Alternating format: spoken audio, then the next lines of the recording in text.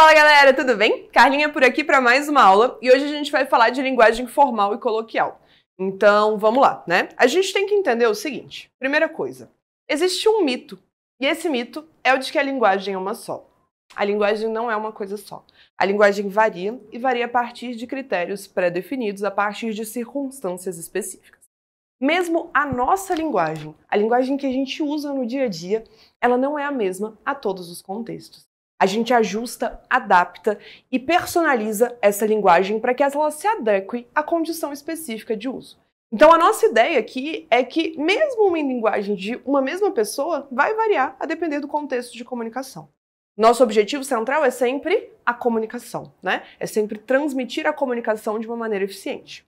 O primeiro tipo que a gente tem aqui é a linguagem formal, né? Até coloquei aqui, ó, um vestido, né? Um vestido de gala, um terno, uma roupa chique, para a gente lembrar que é formal. E a linguagem formal é usada em contextos de maior seriedade, em contextos mais oficiais. Ou seja, provas, documentos. Se eu estou, por exemplo, escrevendo um e-mail para o meu chefe, se eu quero constituir algum tipo de uma entrevista de emprego, uma palestra, eu tendo a trazer essa linguagem para um campo de maior formalidade. Eu tendo a trazer essa linguagem para um rebuscamento maior, porque isso me associa a uma posição de prestígio social. Quais são as características, os traços que a gente vai procurar para tentar encontrar a linguagem formal? Primeiro, um vocabulário mais elaborado, ou seja, eu seleciono aquelas palavras que são mais complicadas, mais rebuscadas. Eu posso falar bicho, eu posso falar animal, mas animal traz um rebuscamento, é um pouquinho mais chique, traz uma finesse maior do que bicho. Outra coisa, a ausência de gíria, né? Imagina que você tá num contexto formal de comunicação, tu tá conhecendo teu sogro. Aí tu vai chegar no teu sogro e falar: qual é, véi? Suave? De boa? Tranquilão? Pô, mó gata tua filha, hein? Dali. Tem como, né? Pelo amor de Deus, não. Por quê? Não é adequado a esse contexto. A gente não usa gíria em um contexto de comunicação formal. Eu não vou mandar uma mensagem pro meu chefe falando: véi, preciso de folga, né? Porque não é adequado, não é justo. Atendimento às normas gramaticais de maior prestígio. Então a minha ideia aqui é que eu vou buscar essa gramática de maneira mais incisiva, mais assertiva, né, buscando aí essa referência gramatical. Eu quero, né, a concordância certinha, a regência certinha. Mesmo que na língua falada, vira e mexe, a gente tem um pouquinho de desvio, eu não vou utilizar uma variante que não seja muito prestigiada. E frases mais organizadas e complexas. Então eu tendo a fazer frases mais longas, com orações subordinadas, com vários recursos textuais que são mais difíceis. É diferente da linguagem coloquial. Por quê? A linguagem coloquial é a linguagem do dia a dia. A linguagem coloquial é a linguagem do rolê. A linguagem coloquial é aquela que a gente usa em situações que não requerem formalidade. Em situações de conversa, de contato. Então, uma conversa entre amigos, uma mensagem indireta. Você está ali, né, trocando mensagem com seu amigo. Rede social, eu tenho uma conversa de boteco. Eu uso a coloquialidade em contextos menos formais de comunicação, em situações que não requerem formalidade e, portanto, pode aceitar alguns outros traços, alguns outros conjuntos de características. Então eu posso usar gíria, aí eu posso usar véi, aí eu posso falar tipo, aí eu posso falar qual é, né? Qual é? Eu tendo a usar frases mais curtas e mais simples, normalmente um pouco mais fragmentadas. Então eu posso colocar uma ideia no meio da outra, eu faço mais, né, coloco mais coisinhas uma no meio da outra. Eu tenho maior uso de pronomes e interjeições. Então, véi, presta atenção, né? Caraca, nossa, tipo, que susto, meu Deus, né? Isso costuma aparecer com maior frequência. E marcas de oralidade, né? Pausas, né, na escrita, os famosos 3 pontinhos que a gente vai chamar de reticências. Abreviações, pra ao invés do para, por exemplo. Então esse é o conjunto de características que a gente vai procurar para conseguir distinguir uma linguagem coloquial de uma linguagem formal. Ei, aviso importante. A linguagem, segundo Evanildo Bechara, é como a roupa que a gente usa. Qual ideia é essa, né, de que a linguagem é como uma roupa? A ideia é que eu uso a roupa adequada para o contexto comunicativo adequado. Eu tenho no meu guarda-roupa, tenho na minha cachola, várias roupas, várias linguagens. e eu vou selecionar aquela roupa que se adequa ao lugar que eu quero ir. Eu vou selecionar aquela linguagem que faz sentido de acordo com a situação comunicativa em que eu estou. Exemplo, Carlinha, claro. Eu não vou usar um biquíni para ir para um casamento. Faria sentido. Do mesmo modo que eu não vou usar um vestido de plumas e paetês para ir para a praia. Não faria sentido. Ou seja, eu não vou também utilizar uma linguagem muito formal em um contexto que requer uma situação comunicativa informal. Imagina o seguinte. Chega uma pessoa nova no rolê, tu não conhece essa pessoa, e ela já chega o quê? Pô, sentando na mesa do bar e falando, por obséquio, eu gostaria de solicitar uma cerveja. Tu vai olhar e tu vai falar o quê?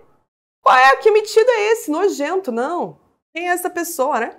Por quê? Eu tô usando uma linguagem muito formal em um contexto que é informal. Não faz sentido.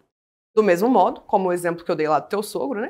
Você não pode utilizar uma linguagem formal num contexto informal e nem uma linguagem informal em um contexto de maior formalidade.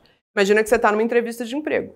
Você não vai chegar e falar, né? Dar 3 tapinhas no ombro do cara e falar, caraca, velho, preciso pra caramba desse emprego, bicho. Tá tendo como não?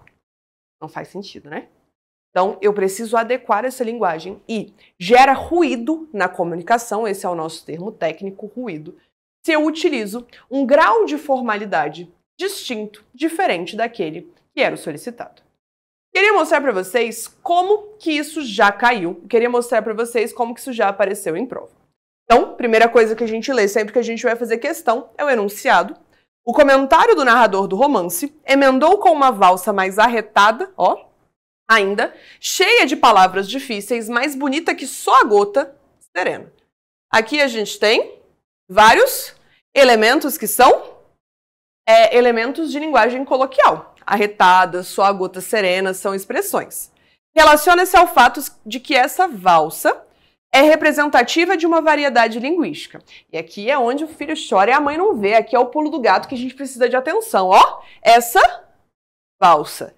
Ele não está perguntando pra gente sobre o comentário do narrador. Ele está perguntando sobre a valsa, que é essa sobre a qual o narrador está comentando. Emendou com uma valsa mais arretada ainda, cheia de palavras difíceis, mais bonita que só a gota serena. Então não são essas características que são relevantes pra gente. O relevante pra gente está aqui, ó. Tá aqui, ó. Essa valsa era uma valsa cheia de palavras que para o narrador eram palavras difíceis. Ou seja, essa valsa era constituída de uma variedade de maior prestígio social. Volta lá, vamos ler o texto. Aqui a gente tem, né, um texto do Castro. E esse texto fala o quê? Zé Araújo começou a cantar num tom triste, dizendo aos curiosos que começaram a chegar que uma mulher tinha se ajoelhado aos pés da Santa Cruz e jurado em nome de Jesus um grande amor. Mas jurou e não cumpriu. Fingiu e me enganou, pra mim você mentiu, pra Deus você pecou. O coração tem razões que a própria razão desconhece. Faz promessas e juras e depois esquece. Observa que aqui nesse primeiro parágrafo a gente tem uma confusão entre a fala do narrador e a fala do personagem, né? A fala do personagem adentra o espaço da narração. O caboclo estava triste e inspirado. Depois dessa canção que arrepiou os cabelos da Neuza, emendou com uma valsa mais arretada ainda, cheia de palavras difíceis, mais bonita que só a gota serena. Esse é o nosso trecho. Era a história de uma boneca encantadora vista numa vitrine de cristal sobre o soberbo pedestal. Zé Araújo fechava os olhos e soltava a voz. Ó! Aqui tá a valsa. Ou seja, é esse daqui que ele está perguntando pra gente. Não é sobre o tom do narrador, sobre o que o Zé Araújo falou antes, não. É isso aqui, ó, que eu tenho que analisar. Essa parte aqui. Seus cabelos tinham a cor do sol a irradiar. Fulvos raios de amor. Seus olhos eram circúnvagos. Caraca, circúnvagos. O corpo do romantismo azul dos lagos, mãos liriais, braços divinais, um corpo-alvo sem par e pés muito pequenos. Enfim, eu vi nesta boneca uma perfeita Vênus. Galera, esse trecho, ele tá carregando uma linguagem, o quê? Vamos lá. Uma variedade linguística. Detentora de grande prestígio social, é uma variedade linguística que a gente olha e valida socialmente porque ela tá associada à formalidade. Caraca, parece fazer muito sentido, né? Específica, ó. Específica, palavra ruim pra gente, porque tangencia uma restrição muito grande. Da modalidade oral. Véi, quantas vezes você já ouviu, nos seus anos aí de vida, alguém mandando um circúnvagos dentro de um contexto falado? Pô, não, né? Não tem como. Previsível. Cuidado, porque previsível emite um juízo de valor, que também não é uma construção boa para nós. Para o contexto social.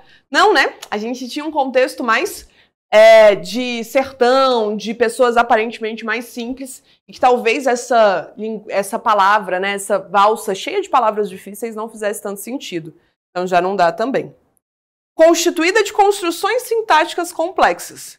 Observa, as nossas construções sintáticas não são complexas. A seleção de palavras é difícil. Mas seus cabelos tinham a cor do sol a irradiar. Aqui a gente tem ordem direta. Meu verbinho, sujeito, né?